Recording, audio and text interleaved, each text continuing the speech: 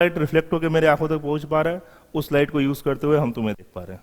अगर सपोज करो ये रूम कंप्लीटली डार्क हो जाए, रूम में कोई बल्ब नहीं हो, सारे खिड़की दरवाजे बंद कर दिए जाए, रूम में किसी तरह से कोई लाइट इंटर नहीं कर रहा हो, क्या उस केस में हम लोग देख पाएंगे क्या एक दूसरे को? तो देखने के लिए सबसे इंपॉर्टेंट फैक्टर क्या होता है? लाइट आइदर रिफ्लेक्शन या रिफ्रैक्शन डिफरेंट तरह के प्रोसेस को करेगा, और डिफरेंट प्रोसेस के थ्रू जब लाइट डायरेक्टली हमारे आंखों तक पहुंचेगा, किसी भी ऑब्जेक्ट से लाइट डायरेक्टली अगर हमारे आंखों तक पहुंचेगा तो हम लोग किसी ऑब्जेक्ट को देख पाएंगे। बात समझ में आ रहा है? तो लाइट के कोरस्पॉन्डिंग डिफरेंट तरह के प्रोसेस को हम लोग डिफाइन करते हैं। वैसे मैं बता दूं कि लाइट का फिनोमेना पार्टिकल बिहेवियर का भी होता है और लाइट का कुछ फिनोमेना वेव बिहेवियर का भी होता है। ठीक है, जैसे कि लाइट के लिए जब हम लोग बात कर रहे हैं, रिफ्लेक्शन और रिफ्रैक्शन, ये सारे उसके पार्टिकल फिनोमेना को एक्सप्लेन करते हैं। ठीक है, रिफ्लेक्शन के केस में क्या होगा? लाइक सपोज करो कि कोई मिरर है या फिर किसी तरह का कोई सरफेस है, वहाँ लाइट आके इंटर करता है और किसी सरफेस से टकराता है। टकराने के बाद जो रिफ्लेक्शन प्रोसेस की बातें हो रही हैं, ये कंप्लीटली उसके पार्टिकल बिहेवियर की वजह से है। कोई पार्टिकल ही होगा जो कि किसी से टकराने के बाद किसी दूसरे डायरेक्शन में बोल सकते हो छिटकेगा या फिर किसी भी दूसरे डायरेक्शन में जा रहा होगा। अगर वो वेव होता तो वो उस सरफेस को टकराने के बाद, टकराना नहीं बोलेंगे बेसिकली, जब भी कोई वेव अगर किसी सरफेस पे जाके इंटरफेयर करेगा तो फिर क्या करेगा, उसे वो बड़ी आसानी से क्रॉस कर सकता है। जैसे सपोज करो कि इस रूम में हम लोग हैं और रूम चारों तरफ से क्लोज है और मेरे पॉकेट में मोबाइल है, बड़ी आसानी से उसमें नेटवर्किंग आता है। ये नेटवर्क इसीलिए आ पा रहा है क्योंकि जो वेव के फॉर्म में इलेक्ट्रोमैग्नेटिक वेव का जो इलेक्ट्रोमैग्नेटिक वेव है जिससे हमारा सेलफोन का नेटवर्क अगर आ रहा है, वो बेसिकली बड़ी आसानी से इस वॉल को क्रॉस करके इंटर कर रहा होगा और वो बड़ी आसानी से नेटवर्क वगैरह जनरेट कर पा रहा है। ठीक है, अगर यही वो भी पार्टिकल फॉर्म में होता तो फिर ये वॉल को वो कभी भी क्रॉस नहीं कर पा रहा होता। ठीक है, तो जब भी कोई ऐसा फिनोमेना जिसमें लाइट किसी सरफेस से टकराने का प्रोसेस कर रहा हो, ठीक है, टकरा के किसी दूसरे डायरेक्शन में जाने की टेंडेंसी रख रहा हो, तो इस प्रोसेस को हम लोग पार्टिकल बिहेवियर बोलेंगे।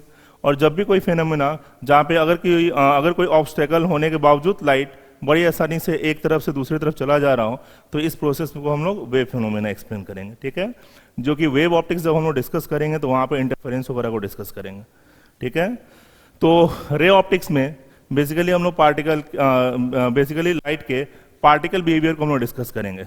रे ऑप्टिक्स जो आ रहा है, ये लाइट के पार्टिकल बिहेवियर को डिस्कस हम लोग यहाँ करेंगे।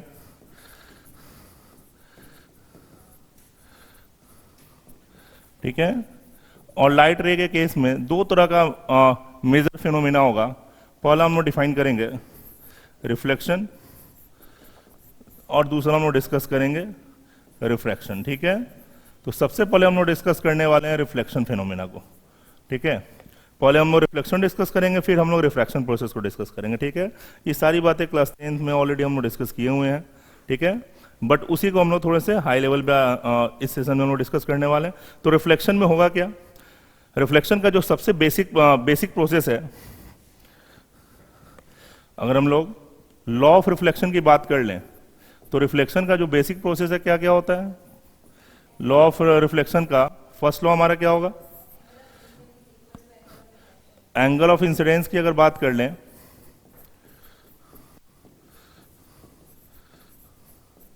इक्वल टू हो जाएगा एंगल ऑफ रिफ्लेक्शन। बिल्कुल करेक्ट है, सबको ये आइडिया होगा। ठीक है, यानी कि अगर किसी भी सरफेस की बात कर लें और यहाँ पे अगर कोई लाइट आकर इंटर कर रहा हो, लाइट किसी भी एंगल पे आ रहा हो सच दैट वो नॉर्मल के साथ कुछ एंगल आई बना रहा हो, तो ये उसी एंगल से रिफ्लेक्ट बैक करेगा सच दैट एंगल आई और एंगल आर दोनों कैसे होने चाहिए? इक्वल होने चाहिए। ठीक है, ये हमारा लॉ ऑफ रिफ्लेक्शन का फर्स्ट लॉ है। और इसका सेकंड स्टेटमेंट क्या होगा?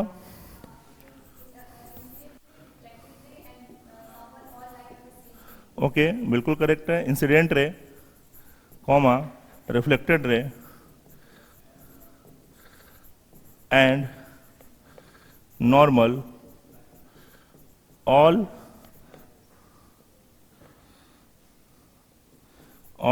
लाई इन सेम प्लेन। ठीक है, मुझे ये बताओ कि क्या सिर्फ फर्स्ट स्टेटमेंट को एक्सप्लेन कर देने से क्या ये लॉ वैलिड नहीं होगा क्या? अगर मैं पहला लाइन बोल दे रहा हूं कि एंगल आई बराबर एंगल आर है, क्या इस लॉ से law of reflection completely valid है या नहीं है? क्या क्या ये सेकंड स्टेटमेंट की जरूरत है? क्यों? कोई एक्सप्लेन करेगा कैसे हो रहा है ये? सेकंड जो सेकंड स्टेटमेंट है, incident ray, reflected ray, normal, all line same plane, इसकी जरूरत क्या है?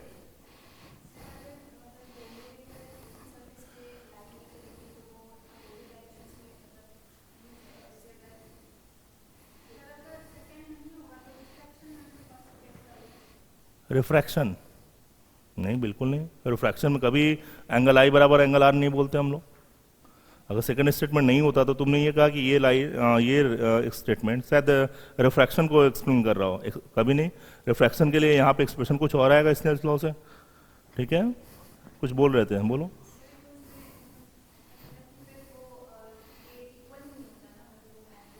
दोनों एंगल इक्वल नहीं होते हैं? नहीं, बिल्कुल नहीं। मेरा ये कहना है कि अगर मैं सिर्फ ये बोल दूं कि एंगल आई और एंगल आर दोनों इक्वल हो जाएंगे, तो क्या ये स्टेटमेंट अकेला जस्टिफाइड है लॉ ऑफ रिफ्लेक्शन को कंप्लीटली एक्सप्लेन करने के लिए? सिर्फ ये स्टेटमेंट से क्या ये सारी की सारी बातें एक्सप्लेन हो पाएंगी? इतना तो कंफर्म है, नहीं हो पाएंगे, तभी जाके सेकंड स्टेटमेंट की जरूरत पड़ी है। बट सेकंड स्टेटमेंट का एक्चुअल मतलब क्या है, इसको हम लोग थोड़ा सा एक्सप्लेन करना चाहेंगे। पेन लोगे? एक और पेन चाहिए होगा, ठीक है? जरा समझेंगे इस बात को। सपोज करो कि ये हॉरिजॉन्टल में कोई एक प्लेन है, ठीक है? और उस प्लेन पे ये मैंने नॉर्मल को ड्रॉ कर रखा है। नॉर्मल का डायरेक्शन कैसा होता है? प्लेन के परपेंडिकुलर होता है। तो अगर ये प्लेन है, ये नॉर्मल रखा हुआ है और इस नॉर्मल पे कोई रे इंसिडेंट होता है इससे, ठीक है? अब मुझे ये बताओगे, ये एंगल कहलाएगा एंगल ऑफ इंसिडेंस। अब इतना ही एंगल का रिफ्लेक्शन, इतना ही एंगल का एंगल ऑफ रिफ्लेक्शन होना चाहिए, जैसा कि पहला स्टेटमेंट बोला गया है कि एंगल ऑफ इंसिडेंस का वैल्यू एंगल ऑफ रिफ्लेक्शन के बराबर होना चाहिए। तो सेम एंगल बनाता हुआ रिफ्लेक्टिंग एंगल भी होगा। बट ये बताओ कि वो जो रिफ्लेक्टेड रे होगा वो किधर की तरफ होगा? इतना कंफर्म है कि रिफ्लेक्टेड रे जो होगा नॉर्मल से सेम एंगल बना रहा होगा। एंगल आई और एंगल आर दोनों कैसे हैं? इक्वल हैं। तो इतना ही एंगल बनाता हुआ इस नॉर्मल से हम लोग टोटल कितने सारे लाइन को ड्रॉ कर सकते हैं? इनफाइनाइट हो सकता है क्या? जरा देखो तो, एक लाइन ये भी हो सकता है जो कि नॉर्मल से सेम एंगल बना रहा है, एक लाइन ये भी हो सकता है जो कि नॉर्मल से सेम एंगल बना रहा है, एक लाइन इधर भी हो सकता है जो नॉर्मल से सेम एंगल बना रहा है, मेरी तरफ भी हो सकता है। ये समझ पा रहे हो? इनफैक्ट इस नॉर्मल से अगर मैं एक सर्टेन एंगल ले लूं और इस लाइन को अगर मैं सर्कुलर शेप में अगर ऐसे रोटेट करा दूं, तो ये पूरा एक कोन का स्ट्रक्चर तैयार होगा। ऐसा कुछ हम लोग इमेजिन कर सकते हैं कि एक सर्टेन एक कोन का स्ट्रक्चर तैयार होगा, सच दैट ये इसका नॉर्मल था और इस नॉर्मल से ये सेम एंगल बनता हुआ सिर्फ दो ही लाइन नहीं होगा, ये इनफाइनाइट नंबर ऑफ लाइन होगा जो कि इस कोन वाले प्लेन से आ रहा होगा। समझ पा रहे हो क्या? इनफाइनाइट नंबर ऑफ लाइन होगा जो कि सेम एंगल बना रहा होगा। तो सवाल यह है कि अगर ये नॉर्मल से कुछ इंसिडेंट एंगल बना था, तो इनफाइनाइट नंबर ऑफ लाइन है जो कि सेम एंगल बना सकता है। ये लाइन भी बना सकता है, ये लाइन भी, इधर वाला भी, इधर वाला भी, इधर वाला भी, बहुत सारा लाइन हो सकता है। इनमें से रिफ्लेक्टेड रे एग्जैक्टली कौन सा होगा? इनमें से रिफ्लेक्टेड रे एग्जैक्टली कौन सा रहा होगा? क्या मैं इस लाइन को बोल सकता हूं कि ये हमारा रिफ्लेक्टेड रे है? नहीं बोल सकते हैं। हम सिर्फ उसी लाइन को रिफ्लेक्टेड रे बोलेंगे जो कि इन दोनों के प्लेन में एग्जिस्ट कर रहा हो। इंसिडेंट रे और नॉर्मल, इन दोनों का मिलाता हुआ प्लेन ऐसा बनेगा और इसी प्लेन में हमारा तीसरा रे होना चाहिए। ये समझ में आ रहा है क्या? ये तीनों हमारे एक ही प्लेन में होने चाहिए। समथिंग लाइक अगर ये हमारा बोर्ड वाला प्लेन है, लाइक ये जो ब्लैक पेन दिख रहा है मुझे, अगर ये बोर्ड का प्लेन है तो इसी प्लेन में ये इंसिडेंट हुआ है और इसी प्लेन में ये रिफ्लेक्टेड रे होना चाहिए। ये बाहर की तरफ नहीं होना चाहिए या फिर पीछे की तरफ नहीं होना चाहिए। इवन वो सेम एंगल बना रहा होगा, but reflected ray, incident ray और नॉर्मल तीनों का तीनों कैसा होना चाहिए? सेम प्लेन में। ये समझ में आ रहा है? ये सेम प्लेन का मतलब है कि ये तीनों जो होंगे एक ही प्लेन में एग्जिस्ट करेंगे। तीसरा लाइन प्लेन के बाहर की तरफ नहीं होना चाहिए। समझ पा रहे हो? तो सिर्फ ये एक्सप्लेन कर देने से कि एंगल आई बराबर एंगल आर हो जाए, इससे हम लोग रिफ्लेक्टेड रे को कंप्लीटली डिफाइन नहीं कर पाएंगे, क्योंकि सेम एंगल बनाता हुआ हमारे पास इनफाइनाइट नंबर ऑफ लाइन होगा। बात समझ में आ रहा है? ये सेकंड स्टेटमेंट का आना जरूरी है, तभी जाके हम लोग रिफ्लेक्टेड रे को कंप्लीटली डिफाइन कर पाएंगे। ठीक है? ये हमारा इंसिडेंट रे हो गया और ये हमारा रिफ्लेक्टेड रे हो गया। समझ पा रहे हो क्या?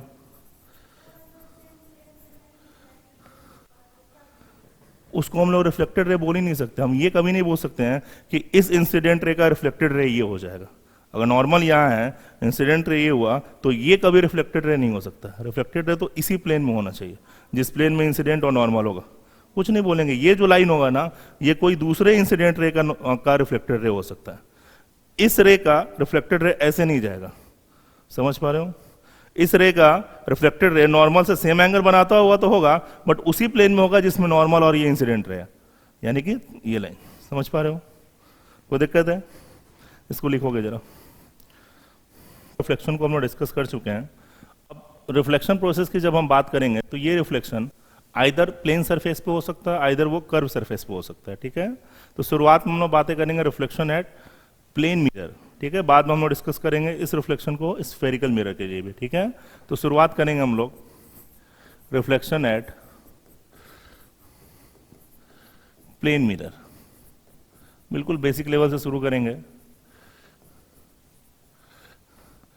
तो प्लेन मिरर में बेसिक बात यही होंगी कि अगर ये प्लेन सरफेस है और कोई भी रे इंसिडेंट हुआ है, ठीक है, कोई भी रे अगर इंसिडेंट हुआ है तो रिफ्लेक्शन के बाद ये सेम एंगल बनाता हुआ जाएगा नॉर्मल से, यानी कि ये एंगल आई और ये एंगल आर दोनों बराबर हो जाएंगे, ठीक है?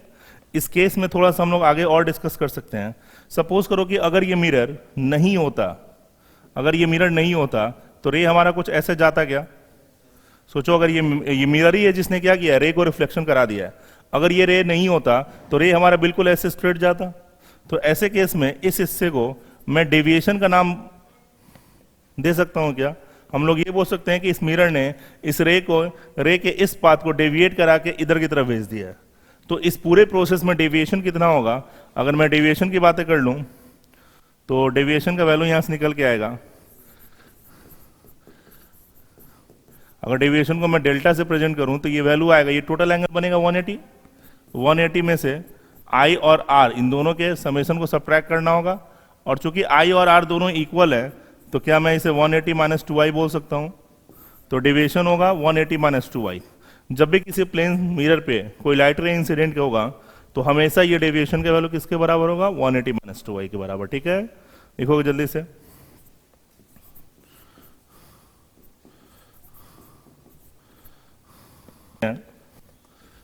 क्वेश्चन बोला गया है फाइंड नेट डेविएशन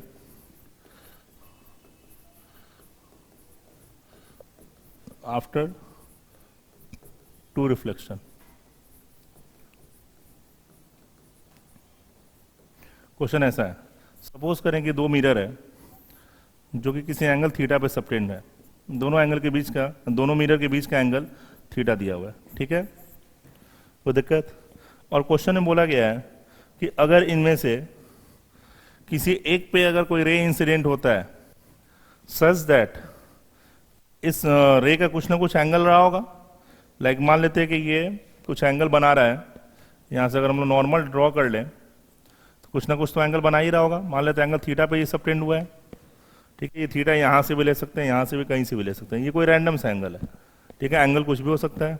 हमसे पूछा गया कि नेट डेविएशन बताना है। सोचो, अगर ये रे किसी एंगल पे अगर इंसिडेंट हो रहा है, चलो मैं थोड़ा सा इस रे के डायरेक्शन को चेंज कर दूं, कुछ रफली मान लेते हैं कि ऐसे है, ठीक है? ये थीटा एंगल पे है। तो ऐसे केस में क्या होने वाला? अगर ये थीटा पे इंसिडेंट हुआ है तो कुछ ऐसे आएगा थीटा पे ही। थीटा नहीं, ये थीटा ऑलरेडी ले चुके हैं तो इसको मुझे अल्फा ले लेना चाहिए ना, ठीक है? ये कुछ एंगल अल्फा मान लेते हैं। अगर ये अल्फा एंगल पे आया तो फिर ये क्या होगा? ये रिफ्लेक्शन के बाद अल्फा एंगल से ही जाएगा। और फिर से जब यहाँ पे हम लोग नॉर्मल ड्रॉ करेंगे, जब ये सेकंड सरफेस पे लाइट रे गिरेगा, फिर से यहाँ पे हम लोग नॉर्मल ड्रॉ करेंगे, ठीक है? तो फिर से रे क्या होने वाला है?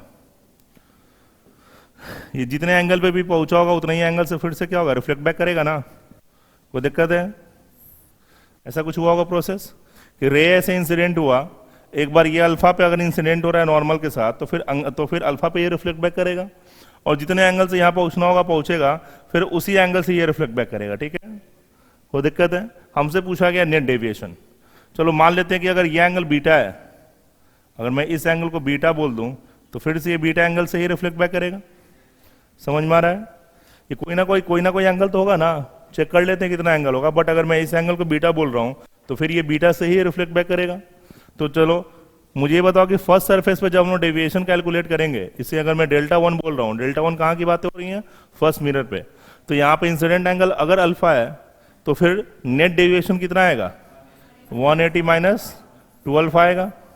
और जब हम सेकेंड मिरर के डेविएशन की बात करेंगे तो 180 माइनस 2 बीटा, यही ना होना चाहिए। तो अगर हमें नेट डेविएशन हो तो हम चाहे तो इसे कैलकुलेट कर पाएंगे।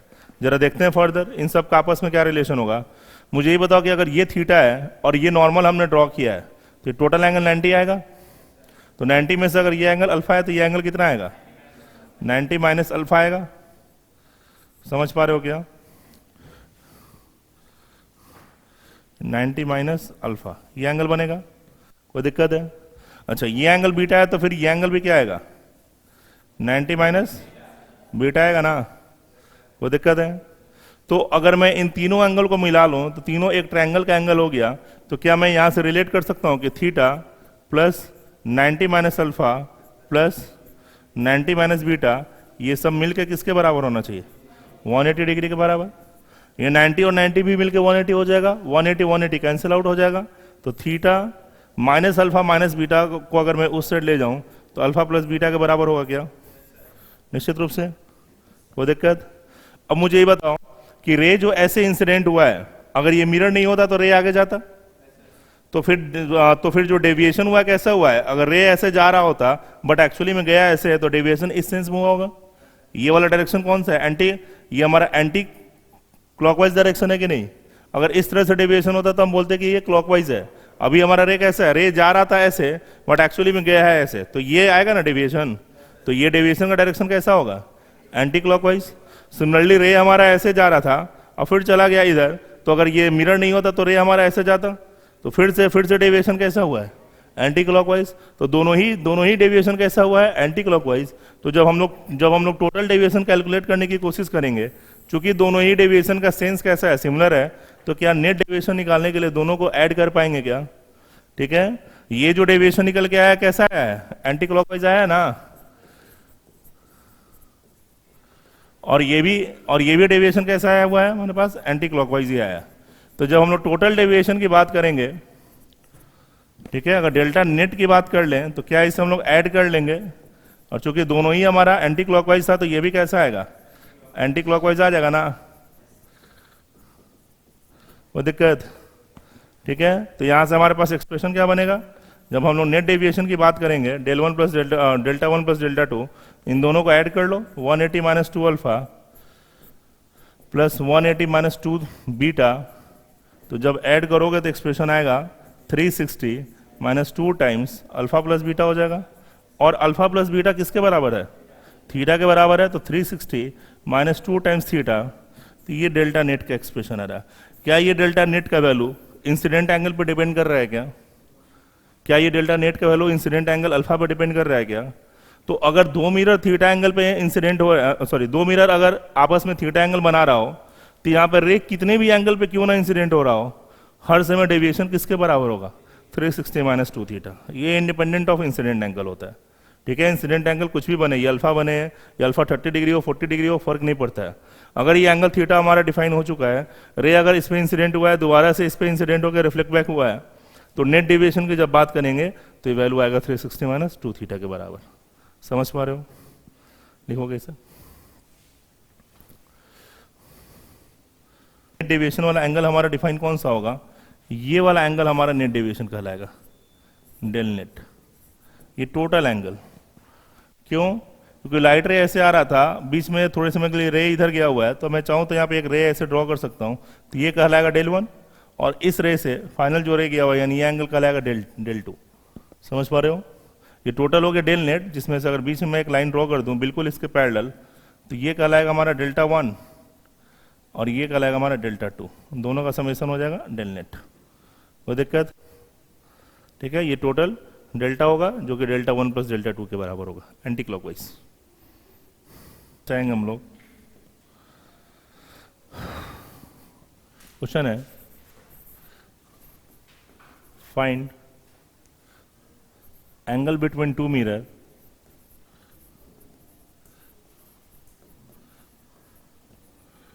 so that when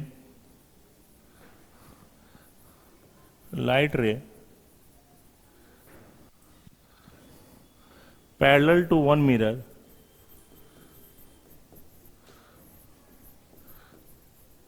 incident on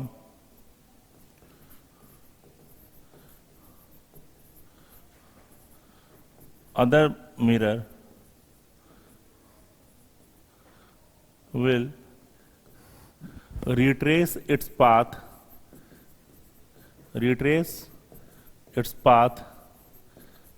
after third reflection.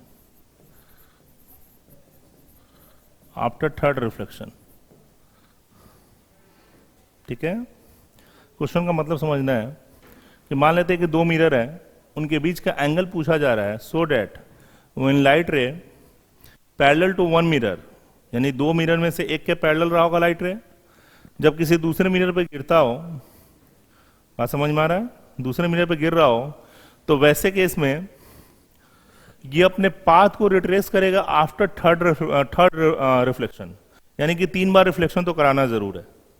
तो ठीक है, 3 बार रिफ्लेक्शन कराने का ऑप्शन क्या है? सपोज करो ये हमारा फर्स्ट मिरर है और अगर ये हमारा सेकंड मिरर है, तो एक ऑप्शन ये हो सकता है, जरा देखना ध्यान से। सपोज करो कि ये मिरर हो गया, 2 मिरर, और अगर कोई लाइट रे पैरेलली आता है, लाइक मान लेते हैं ये क्या है, फर्स्ट मिरर के पैरेलल कोई लाइट रे आता है, तो रिफ्लेक्शन के बाद शायद वो ऐसे गया हो, वो डिपेंडिंग कि नॉर्मल कितना है, कितने एंगल पे है, बट इतना कंफर्म है चूंकि तीसरे रिफ्लेक्शन के बाद इसको अपने पाथ को रिट्रेस करना है, तो तीसरा रिफ्लेक्शन होना तो जरूर चाहिए। वैसे केस में अगर लाइट रे ऐसा आया होता तो सेकंड रिफ्लेक्शन के बाद लाइट रे निकल गया होता, बट हमें तीसरा रिफ्लेक्शन फिर से इस मिरर पे कराना ही कराना है, यानी कि लाइट रे इस पे टकराने के बाद फिर किधर जाएगा, इस पे गिरेगा कि नहीं। ठीक है, इसलिए मैंने लाइट रे को कैसे लिया, थोड़ा सा तिरछा लिया है, वो डिपेंड करेगा कि कितना इंसिडेंट एंगल है, ठीक है, कितना ये मिरर के बीच का एंगल है, समथिंग देख। बट निश्चित रूप से लाइट रे ऐसे आएगा, तो यहाँ पे जब हम लोग नॉर्मल ड्रॉ करेंगे तो नॉर्मल से लाइट रे फिर से ऐसे जाने वाला है। ठीक है, कोई दिक्कत? लाइक मान लेते हैं कि अगर यहाँ वाला नॉर्मल को अगर ड्रॉ कर ले, कुछ ऐसा रहा होगा, और फिर से यहाँ नॉर्मल को ड्रॉ करेंगे तो कुछ ऐसा रहेगा। समझ में आ रहा है? नॉर्मल के साथ अगर इधर इंसिडेंट एंगल बन रहा है तो रिफ्लेक्टेड रे ऐसे तो जाएगा ना।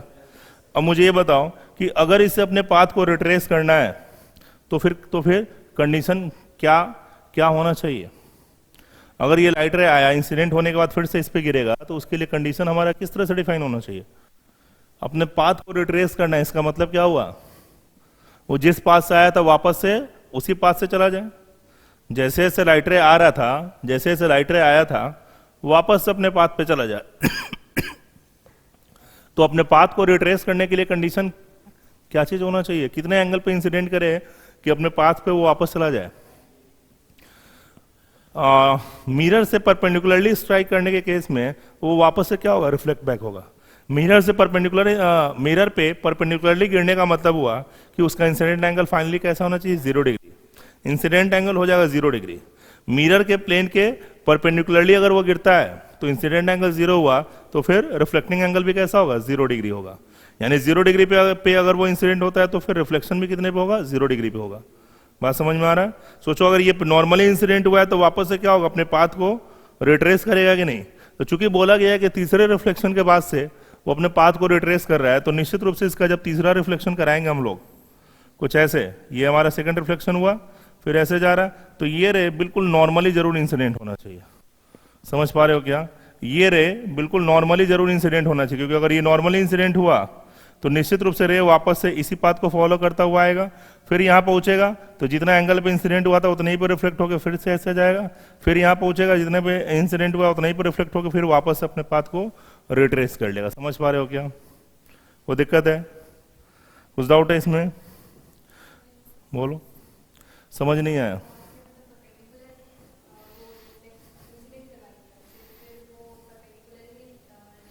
अगर किसी भी सरफेस पे अगर रे परपेंडिकुलरली इंसिडेंट होता है तो यहाँ पे नॉर्मल के साथ इसका इंसिडेंट एंगल कितना हो गया, 0 होगा ना। तो 0 पे इंसिडेंट होगा तो एंगल आई बराबर एंगल आर होना है, तो नॉर्मल के साथ वो 0 डिग्री बनाता हुआ वापस से जाएगा, यानी वापस से 0 डिग्री बनाने का मतलब क्या हुआ, रिफ्लेक्ट बैक होगा ना सेम डायरेक्शन में। बोलो, तो अगर ये परपेंडिकुलरली आया था मिरर पे तो फिर ये वापस से कैसे चला जाएगा, परपेंडिकुलरली जाएगा कि नहीं? तो जिस पाथ से आया था वापस से उसी पाथ को फॉलो करता हुआ चला जाएगा। बात समझ में आ रहा है? सेम कहानी यहाँ भी है, अगर ये परपेंडिकुलरली स्ट्राइक किया है तो वापस से क्या होगा, इसी पाथ को फॉलो करता हुआ जाएगा कि नहीं? अगर यहाँ पे ये परपेंडिकुलरली स्ट्राइक किया तो जैसे आया था वापस से वैसे ही गया, सोचो तो यहाँ पे अगर ये एक सर्टेन एंगल आई से आया था तो उतने ही एंगल से गया होगा। दिक्कत हो रहा है, इसको कुछ अल्फा मान लेते हैं चलो, तो फिर ये भी अल्फा बनेगा और ये भी अल्फा बनेगा, इसको मैं बीटा मान रहा हूँ थोड़े समय के लिए, तो ये भी क्या हो जाएगा, बीटा बन जाएगा ना, बोलो। और फिर ये आगे अगर यहाँ पे नॉर्मली इंसिडेंट हुआ है तो वापस से ये पीछे आया, सोचो जो रे वापस से रिफ्लेक्ट होकर आ रहा होगा, फिर से इस नॉर्मल के साथ बीटा एंगल बनाएगा, तो बीटा के साथ ही उसको क्या होना है, रिफ्लेक्ट बैक होना है, तो वापस से यही एंगल बनाते हुआ फिर से पीछे जाएगा कि नहीं। फिर जब यहाँ पहुंचेगा तो नॉर्मल के साथ एंगल अल्फा बनेगा, तो फिर से अल्फा बनाता हुआ वापस से जाएगा कि नहीं। तो जिस पाथ को फॉलो करता हुआ आया था, क्या उसी पाथ के साथ वापस जाएगा कि नहीं। ठीक है, तो इस कंडीशन को फॉलो करने का सिर्फ एक ही तरीका हो सकता है कि तीसरे सरफेस पे वो नॉर्मली इंसिडेंट हो, अगर ये तीसरे सरफेस के रिफ्लेक्शन के बाद से ही पाथ को रिट्रेस कर रहा है तो, यानी कि तीसरा रिफ्लेक्शन होने के लिए ये रे को यहाँ पे बिल्कुल परपेंडिकुलर होके पहुंचने की जरूरत है। समझ पा रहे हो, कुछ डाउट है। अब मुझे ये बताओ कि अगर ये मिरर और ये मिरर आपस में एंगल थीटा बना रहा है, तो ये मिरर और यहाँ भी एंगल कैसा बनेगा, थीटा बनेगा, यानी अल्फा का वैल्यू कैसा हो जाएगा, 90 माइनस थीटा बनेगा क्या। ठीक है, अल्फा हमारा किसके बराबर है, 90 माइनस थीटा के बराबर है। अच्छा, ये भी अगर अल्फा है, ये अल्फा और थीटा मिलकर 90 बना रहे हैं, तो यहाँ पे भी दोनों मिलकर 90 डिग्री बनना चाहिए, यानी ये एंगल भी कितना होगा, थीटा हो जाएगा क्या, कोई दिक्कत। और दूसरी बात, ये थीटा है, यहाँ पे एंगल 90 बन रहा है, तो यहाँ पे तो खैर 90 माइनस थीटा बनेगा, और ये बीटा एंगल 90 माइनस थीटा और बीटा, ये दोनों एंगल मिलके भी किसके बराबर हो जाएंगे। देखो यहाँ पे थीटा है, यहाँ पे कितना है 90 है, तो यहाँ वाला एंगल कितना होगा, ये वाला एंगल कितना आएगा, 90 माइनस थीटा आएगा क्या, क्योंकि यहाँ तो हमारा 90 डिग्री है। समझ पा रहे हो, तो 90 माइनस थीटा और ये साथ में बीटा एंगल, ये दोनों मिलके किसके बराबर हो जाएंगे, 90 माइनस थीटा और ये बीटा दोनों मिलकर कैसे बनाएंगे, 90 डिग्री बनाएंगे ना। तो यहाँ से हमारे पास एक रिलेशन आ जाएगा, थीटा का वैल्यू बीटा के बराबर भी हो जा रहा है। ठीक है, थीटा हमारा किसके बराबर हो जा रहा है, बीटा के बराबर हो जा रहा है, और अल्फा जो है 90 माइनस थीटा के बराबर हो जा रहा है। अब जरा देखो तो हमें क्वेश्चन में क्या पूछा गया था कि इन दोनों के बीच का एंगल कितना होना चाहिए, यानी एग्जैक्टली हमें थीटा के वैल्यू को कैलकुलेट करने की जरूरत है। चलो ठीक है, अगर मैं इस ट्रायंगल की बात कर लूं, ये ट्रायंगल की अगर बात कर लूं, तो यहाँ पे एक थीटा एंगल आ रहा है, यहाँ पे 2 टाइम्स बीटा एंगल आ रहा है, और यहाँ बन रहा है 90 डिग्री। ये समझ में आ रहा है क्या, इसको नाम दे देते हैं ए, इस पॉइंट को बी और इस पॉइंट को सी नाम दे देते हैं। तो फॉर ट्रायंगल एबीसी की बात कर लें, तो यहाँ पे थीटा एंगल प्लस ये बीसी लाइन और एसी लाइन के बीच का एंगल कितना आएगा, 2 बीटा आएगा ना, प्लस यहाँ पे जो एंगल बन रहा है बी पे वो 90 डिग्री बन रहा है, ये तीनों मिलकर किसके बराबर होना चाहिए, 180 होना चाहिए। तो थीटा प्लस 2 बीटा का वैल्यू आ जाएगा 90, उधर जाकर सब्ट्रैक्ट होकर 90 बना देगा। और क्या मैं बीटा की जगह थीटा वापस से पुट कर सकता हूँ, तो थीटा प्लस 2 थीटा मिलकर हो जाएगा 90 डिग्री, यानी कि यहाँ से आएगा 3 थीटा बराबर 90 डिग्री। तो क्या थीटा में निकाल सकता हूँ ये, अगर 2 मिरर को 30 डिग्री पे रखोगे ना, 2 मिरर को अगर हम लोग 30 डिग्री पे रख लें, तो उस केस में ये बातें वैलिड रहेंगी कि तीसरा रिफ्लेक्शन होते होते रे निश्चित रूप से अपने पाथ को क्या करेगा, रिट्रेस कर लेगा। ये समझ में आ रहा है, ये कंप्लीटली ट्रायंगल के हिसाब से ही हम लोग ड्रॉ कर पाएंगे। तो डायग्राम थोड़ा सा बड़ा कर लोगे, वो लोगों तो मैं ही जूम थोड़ा कर सकता हूँ, चाहो तो ऐसे कुछ देख सकते हो। ठीक है, डायग्राम को चाहो तो पहले ड्रॉ कर लो, उसके बाद मैं वापस से उस जो भी कंटेंट था उन सबको लिख सकता हूँ। क्वेश्चन का स्टेटमेंट लिखे हो क्या, लिख चुके हो, डायग्राम को ड्रॉ करो पहले। ठीक है, हो रहा है,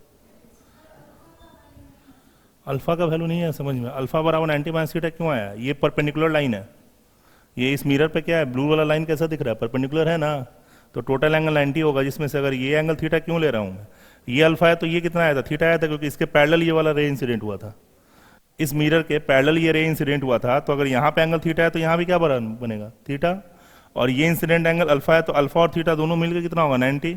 तो अल्फा का वैल्यू किसके बराबर आएगा, 90 माइनस थीटा आएगा ना, और ये अल्फा पे इंसिडेंट हुआ है तो फिर से ये अल्फा पे रिफ्लेक्ट बैक होगा। और चूंकि इस मिरर से ये परपेंडिकुलर है, ये अल्फा और थीटा मिलकर 90 बना रहे थे, तो यहाँ पे भी अल्फा और थीटा मिलकर ही ना 90 बनाएंगे। ठीक है,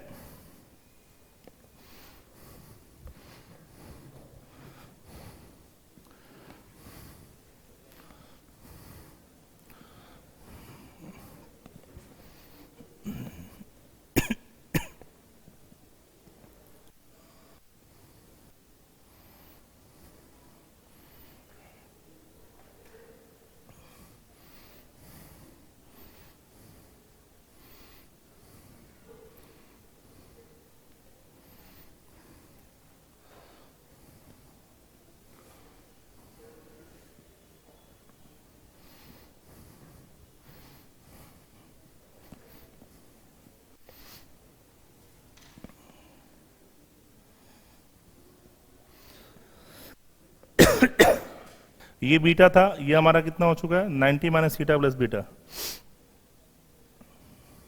ये मैंने कहाँ से लिखा है 90 माइनस थीटा। ओके हाँ देखो तो जरा, ये ट्रायंगल अगर तुम्हें दिक्कत हो रहा है तो एक और पॉइंट को डी नाम दे दो।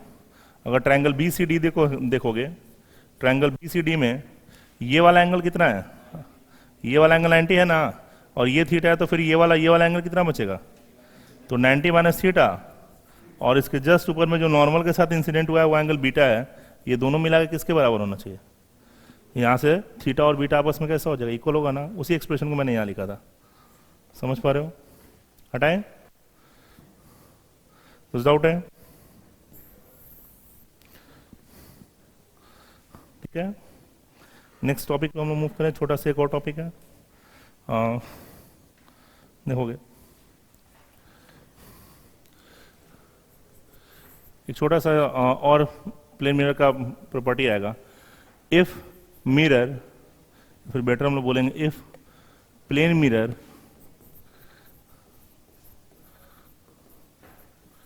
Rotate about its point of incident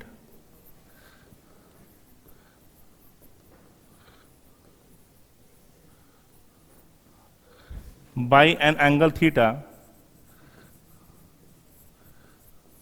ठीक है। if plane mirror rotate about its point of incidence by an angle theta, then reflected ray will rotate by 2 theta. जरा इस स्टेटमेंट को समझने की कोशिश करेंगे। सपोज करो कि ये कोई प्लेन मिरर हो गया और इस पे कोई रे इंसिडेंट होता है, लाइक इस पे कोई रे ऐसे इंसिडेंट होता है, थोड़ा सा कोई रे ऐसे आता है, तो रिफ्लेक्शन के बाद ऐसे जा रहा होगा, समझ पा रहे हो, ठीक है। और ये इसका नॉर्मल हो गया, चलो ये नॉर्मल हम लोग ड्रॉ कर लेते हैं, ठीक है। ये हो गया हमारा इंसिडेंट रे, ये हो गया हमारा रिफ्लेक्टेड रे, और इसको हम लोग नाम दे देंगे नॉर्मल, इसको मैं नाम दे रहा हूं एन, नॉर्मल। तो दिक्कत है, जितना ये एंगल ऑफ इंसिडेंट रहा होगा वैसा ही कुछ एंगल ऑफ आर भी रहा होगा, इसको ही मैं आई के बराबर बोल सकता हूं क्या, जितना इंसिडेंट एंगल होगा उतना ही रिफ्लेक्टिंग एंगल भी हो जाएगा। अब क्वेश्चन ये है कि अगर हम लोग मिरर को थीटा से रोटेट कर लें, इस मिरर को इसके पॉइंट ऑफ इंसिडेंट के अबाउट अगर थीटा से रोटेट कर लें, तो थीटा से रोटेट करने का मतलब क्या हुआ, अब जो हमारा मिरर होगा रफली कुछ ऐसा हो जाएगा, जरा देखो तो। अब मैं मिरर को कुछ ऐसे ड्रॉ कर रहा हूं, ऐसा कुछ हो जाएगा क्या, मिरर को हमने क्या किया, थीटा एंगल से रोटेट करा दिया, यानी कि इस एंगल को हम लोग नाम दे रहे हैं थीटा, समझ पा रहे हो क्या। और अगर मिरर थीटा से रोटेट हुआ है तो फिर क्या सब चेंजेस आएंगे, जो हमारा नॉर्मल होगा क्या अब ये नॉर्मल वहीं रहेगा क्या, अगर मिरर थीटा से रोटेट हुआ है तो फिर नॉर्मल भी क्या होगा, थीटा से रोटेट होगा क्या, ऐसा कुछ आएगा क्या, ये नया नॉर्मल मेरा यहाँ पे आ जाएगा। और ये भी कितने से रोटेट हुआ होगा, थीटा से। ये टोटल एंगल आई था, ये भी आई था, और ये टोटल एंगल आई था, और ये हमारा बन गया थीटा, ठीक है। अब मुझे ये बताओ कि जो नया इंसिडेंट एंगल हम लोग डिफाइन करेंगे, इंसिडेंट रे तो वही का वही है, बस हाँ हमारा नॉर्मली शिफ्ट हो चुका है, तो क्या इस पूरे एंगल को मैं इंसिडेंट एंगल बोलूंगा क्या इस पूरे एंगल को हम लोग इंसिडेंट एंगल का नाम देंगे क्या। और ये एंगल किसके बराबर होगा, तो पुराने वाले नॉर्मल के साथ आई एंगल बन रहा था, अब नए वाले नॉर्मल के साथ थीटा और बढ़ गया है, तो आई प्लस थीटा इसका नया इंसिडेंट एंगल होगा क्या, समझ पा रहे हो, कोई दिक्कत, निश्चित रूप से ये समझ में आ रहा है ना, ठीक है। ये टोटल एंगल हमारा कहलाएगा आई प्लस थीटा। तो जो नया रिफ्लेक्टेड रे होगा, क्या अब ये नया रिफ्लेक्टेड रे नए वाले इंसिडेंट एंगल के हिसाब से डिफाइन होगा कि नहीं, तो नए वाले नॉर्मल से अगर ये आई प्लस थीटा इंसिडेंट एंगल बना है, तो नए वाले नॉर्मल के साथ आई प्लस थीटा एंगल बनाता हुआ रिफ्लेक्टेड रे होगा कि नहीं, बोलो। इस पूरे एंगल को हम लोग क्या डाटा दे देंगे, आई प्लस थीटा, समझ में आ रहा है। हमसे पूछा गया है कि ये जो पुराना रिफ्लेक्टेड रे है और जो न्यू रिफ्लेक्टेड रे है, इनके बीच का एंगल बताओ। ये हमारा हो गया न्यू रिफ्लेक्टेड रे, और ये हमारा था पुराना रिफ्लेक्टेड रे, समझ पा रहे हो। ये पुराना रिफ्लेक्टेड रे हो गया, ये नया वाला रिफ्लेक्टेड हो गया, इनके बीच के एंगल को ही हम लोग नाम दे देते हैं डेविएशन। समझ पा रहे हो क्या? क्वेश्चन हमारा ये था कि अगर मिरर को अगर हम थीटा से रोटेट करें तो हमारा रिफ्लेक्टेड रे कितने से डेविएट होगा। तो जब तक मिरर हमारा पुराने वाले पोजीशन पे है, रिफ्लेक्टेड रे हमारा येलो कलर से गया होगा, ये वाला रिफ्लेक्टेड रे होगा। अब अगर मिरर को थीटा से रोटेट करा रहे हैं तो नया वाला रिफ्लेक्टेड रे यहाँ कहीं पहुंचा हुआ है ना, तो इन दोनों के बीच के एंगल को ही हम लोग बोलेंगे डेविएशन ऑफ रिफ्लेक्टेड रे। कि अगर मिरर को हमने थीटा से रोटेट कराया है तो उसके कोरस्पॉन्डिंग रिफ्लेक्टेड रे कितने एंगल से डेविएट हुआ होगा। समझ पा रहे हो? कुछ डाउट है? क्वेश्चन समझ में आ रहा है क्या है कि अगर मिरर को हमने थीटा से रोटेट कराया तो हमारा रिफ्लेक्टेड रे कितने एंगल से और शिफ्ट हो गया होगा। शिफ्ट तो हुआ होगा, ये बात समझ में आ रहा है? कितने एंगल से शिफ्ट हुआ होगा ये हमें कैलकुलेट करना है। तो मैंने ये कहा कि पुराने वाले नॉर्मल के साथ इंसिडेंट एंगल आई बनाया था तो रिफ्लेक्टेड एंगल भी कितना था, आई के बराबर था। अब चूंकि मिरर को ही हमने रोटेट किया थीटा से, तो जो पुराना नॉर्मल था वो नए नॉर्मल में शिफ्ट हो जाएगा एंगल थीटा से। तो पुराना इंसिडेंट रे के हिसाब से जो नया नॉर्मल बना हुआ है उसके साथ टोटल इंसिडेंट एंगल कितना बनेगा, आई प्लस थीटा। और जब नॉर्मल के साथ हमारा इंसिडेंट रे आई प्लस थीटा बना रहा है तो रिफ्लेक्टेड रे के साथ भी एंगल कितना बनेगा, आई प्लस थीटा बनेगा ना। तो फिर पुराना रिफ्लेक्टेड रे ये, नया रिफ्लेक्टेड रे ये, इनके बीच के एंगल को हम लोग डेविएशन का नाम देंगे कि नहीं। समझ पा रहे हो? सवाल है कि ये डेविएशन निकलेगा कितना। तो अगर मैं देखोगे जरा ध्यान से, angle between incident ray and old reflected ray, यानी जो पहले रिफ्लेक्टेड रे था उसके साथ अगर बात कर लें तो इन दोनों के बीच का एंगल कितना होगा। तो पहले ये इंसिडेंट एंगल आई के साथ इंसिडेंट हुआ था तो रिफ्लेक्टेड एंगल भी कितना था, आई। तो ये इंसिडेंट रे और ये पुराना रिफ्लेक्टेड रे है, ये ओल्ड रिफ्लेक्टेड रे हो गया। इन दोनों के बीच का एंगल टोटल कितना होगा, 2i होगा ना। कोई दिक्कत? Now mirror rotate by angle theta about point of incident, यही ना हो रहा है।